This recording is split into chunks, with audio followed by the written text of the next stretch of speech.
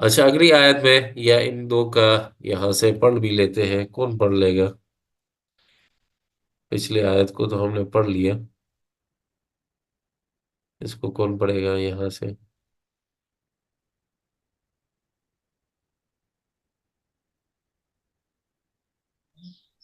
کہاں سے چلیے؟ ہاں پڑھ لیں۔ اے اللہ تعالیٰ پر ایمان لانے والے اور ان کی شریعت پر عمل کرنے والوں، اگر کوئی فاسق و فاجر کسی قوم کے بارے میں کوئی خبر دے تو اس کی خبر کے صحیح یا غلط ہونے کی تحقیق کر لیا کرو، اور اس کی تصدیق میں جلد بازی کا مظاہرہ نہ کرو۔ ایسا نہ ہو کہ تم بغیر تحقیق کے اس کی خبر کو سچا سمجھتے ہوئے کسی قوم کو تکلیف دینے کا جرم کر بیٹھو، جبکہ ان کے معاملے کی حقیقت سے تم ناواقف ہو۔ پھر جب اس کی خبر کا جھوٹ ہونا تم پر واضح ہو تو تمہیں ان کی تکلیف پہنچانے پر پچھتانا پڑے۔ ٹھیک ہے، آگے بھی پڑھے۔ اے ایمان والو، تم جان لو کہ تمہارے درمیان اللہ کے رسول اللہ صلی اللہ علیہ وآلہ وسلم موجود ہیں جن پر وحی نازل ہوتی ہے، لہذا جھوٹ بولنے سے بچو، ورنہ ان پر وحی نازل ہوگی جو انہیں تمہارے جھوٹ کی خبر دے دے گی۔ رسول اللہ صلی اللہ علیہ وآلہ وسلم زیادہ بہتر جانتے ہیں کہ تمہاری بھلائی اور بہتری کس میں ہے۔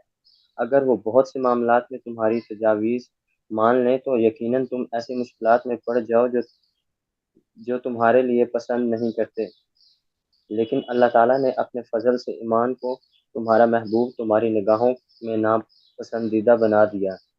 انہی صفات کے حامل لوگ اوپر رہ گیا، لیکن اللہ تعالیٰ نے اپنے فضل سے ایمان کو تمہارا، محبوب بنا دیا، اس سے ٹھیک ہے، تمہارے دلوں میں سجا دیا تو تم ایمان لے آئے، اور اس نے کفر، اپنی اطاعت سے منہ موڑنے والا اور گناہ و نافرمانی کو تمہاری نگاہوں میں ناپسندیدہ بنا دیا۔ انہی صفات کے حامل لوگ انہی رشد و صفات کے ہدایت۔ حامل لوگ ہی رشد و ہدایت کی راہ پر چلنے والے ہیں۔ آگے پڑھیں سر جی؟ ہاں پڑھ لیں۔ چلنے والے، یہ جو تمہارے دلوں میں خیر و بھلائی کی چاہت اور شر سے نفرت تمہیں نصیب ہوتی ہے، یہ محض اللہ تعالیٰ کا فضل و احسان ہے جو اس نے تم پر کیا۔ نظر نہیں آیا۔ اچھا چلے میں پڑھ لیتا ہوں۔ اب اگلی آیت میں کیا ہے؟ فضلا من اللہ و نعمہ، فضلا من اللہ، یہ کیا ہے؟ لیو میٹنگ کیوں کلوز اٹ کرنا؟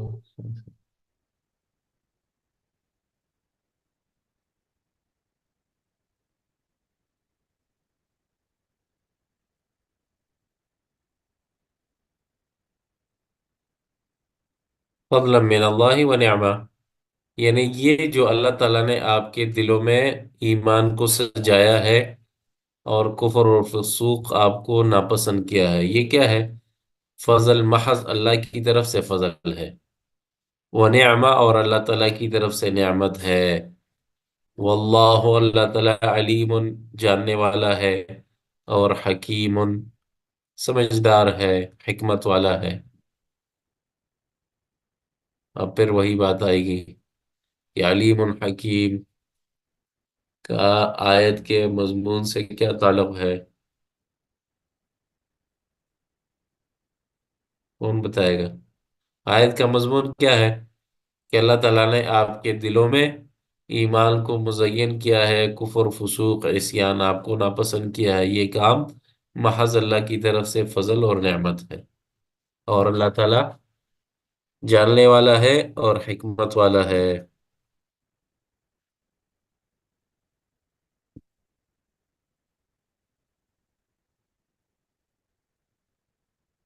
اس کا تعلق اس طرح ہے کہ اگر کوئی فرض کرے، ایک سوال کرے کہ اللہ تعالیٰ نے ان کے دلوں کو کیوں خاص کیا ہے، یعنی کسی اور کے دلوں کو کیوں خاص نہیں کیا، یعنی ہمارے جیسے لوگ، اس زمانے کے لوگ، ہمیں اللہ تعالیٰ نے ان جیسے مرتبے کیوں نہیں دیے ہیں؟ فرض کرے کہ اللہ تعالیٰ ان صحابہ کی صفت اور تعریف کر رہا ہے کہ اللہ تعالیٰ نے آپ کے دلوں میں ایمان کو مزین کیا اور آپ کو کفر و فسوق جو ہے وہ ناپسند کیا، یہ ان کے لیے کیوں ہے، دوسرے لوگوں کے لیے کیوں نہیں ہے؟ تو اللہ تعالیٰ جواب دیتا ہے کہ واللہ علیم، اللہ تعالیٰ جانتا ہے اور حکیم الحکمت والا ہے، تو جانتا ہے کہ کون فضل کے مستحق ہے، اور اپنے حکمت کے مطابق ان فضل اور نعمت کو عطا کرتا ہے۔ یعنی اللہ تعالیٰ کی فضل اور نعمت کوئی ایسی چیز نہیں ہے جو بغیر حکمت اور بغیر علم کے بانٹ رہے ہیں، بلکہ اللہ تعالیٰ حکمت کے مطابق اس اپنے فضل اور نعمت کو جس کو مناسب سمجھے اس کو عطا کر دیتے ہیں، اور جس کو مناسب نہ سمجھے تو اللہ تعالیٰ اس کو یہ فضل اور نعمت عطا نہیں کرتے۔ سمجھ آئی بات؟ اس لیے ہر کسی کو اللہ تعالیٰ اس طرح کے انعامات سے نہیں نوازتا، کیونکہ اللہ تعالیٰ حکیم ذات ہے، جانتا ہے کون مستحق ہے اور کون نہیں ہے۔ اچھا، اب اگلی آیت میں اعوذ باللہ من الشیطان الرجیم، تلاوت کوئی کر سکتا ہے اس آیت کی؟ ایک ہی بندہ پارٹیسپیشن کرے گا، باقی کہاں ہے جو اس آیت کی تلاوت کرے؟ ہم کسی کو بلائیں یا خود کوئی پڑھے؟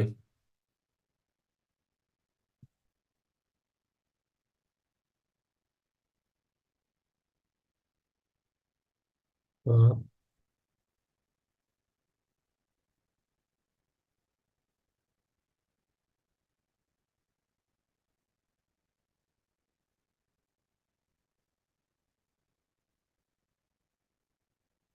حسن ہے، حسن وزیر پڑھ سکتے ہیں آیت کو؟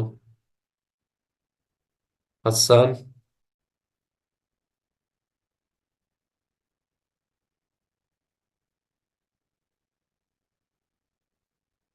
ایسے تو نہیں ہو کہ آپ نے میٹنگ جوائن کر دیا اور پھر کہیں چلے گئے؟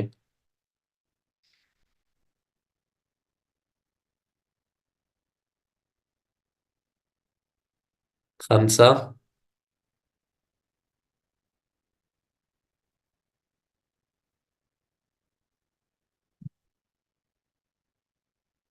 کہاں ہے یہ لوگ؟ ہم اٹینڈنس لے لیں۔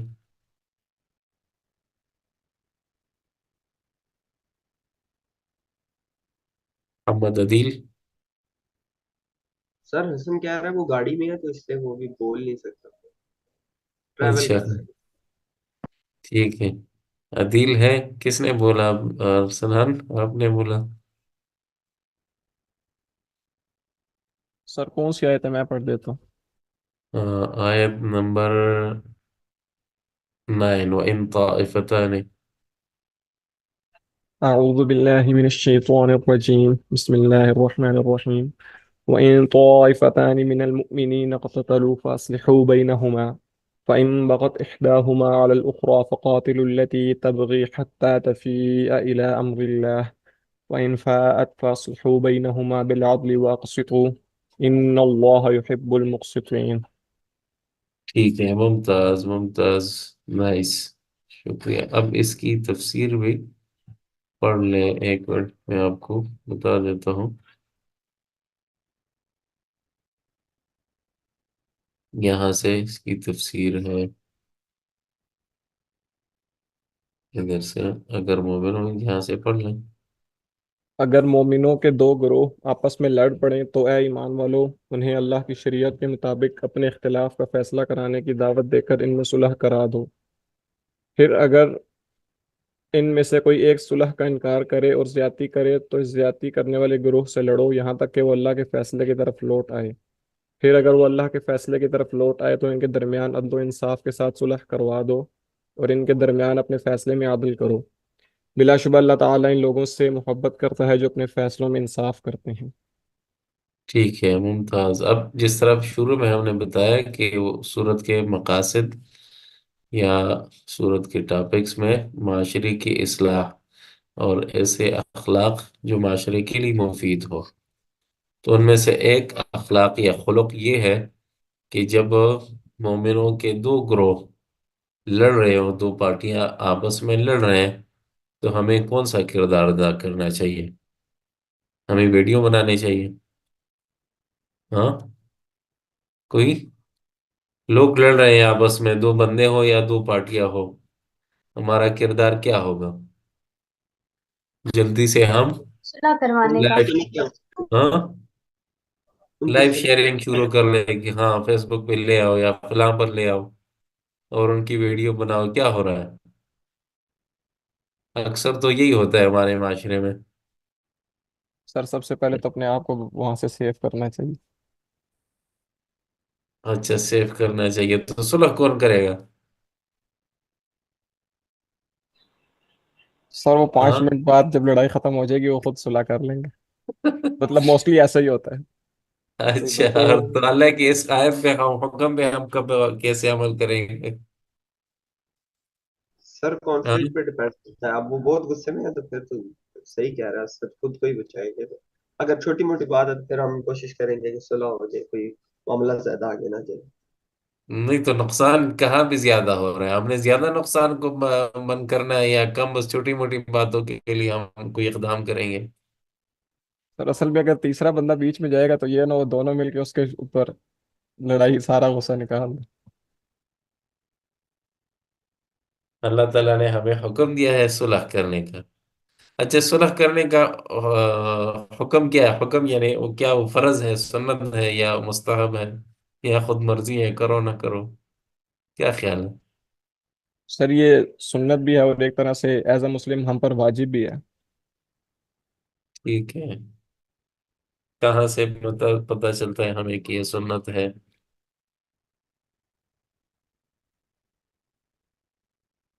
کوئی دلیل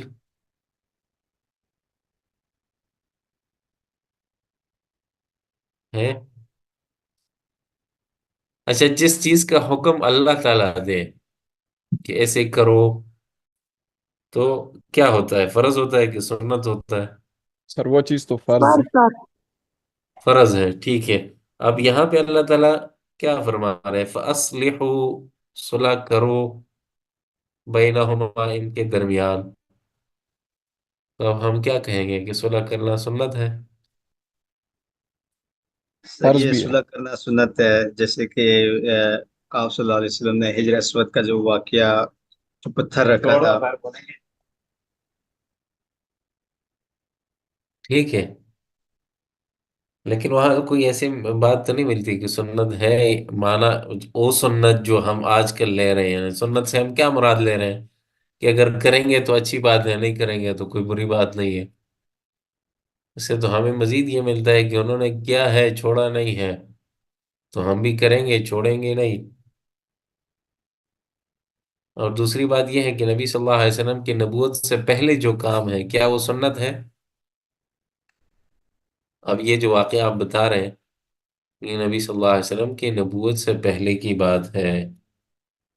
لیکن سر وہ بھی تو اللہ تعالیٰ کی طرف سے حکم ہی تھا نا کہ اس میں پھر پیچھے فتح مکہ کی حضور صلی اللہ علیہ وسلم کو بشارت تھی۔ نہیں نہیں، یہ تو آپ کہیں اور چلے گئے۔ یہ واقعہ جو ہے نبی صلی اللہ علیہ وسلم کے نبوت سے بہت پہلے ہے، اور شاید یہ وہی عمر جس میں نبی صلی اللہ علیہ وسلم تقریباً شادی کے کر رہے تھے، اس کے آس پاس کا واقعہ ہے۔ اس لیے اکثر یا سر علماء، میں تو صلح حدیبیہ کا ریفرنس کر رہا ہوں۔ نہیں نہیں، اس سے کوئی تعلق نہیں ہے اس کا۔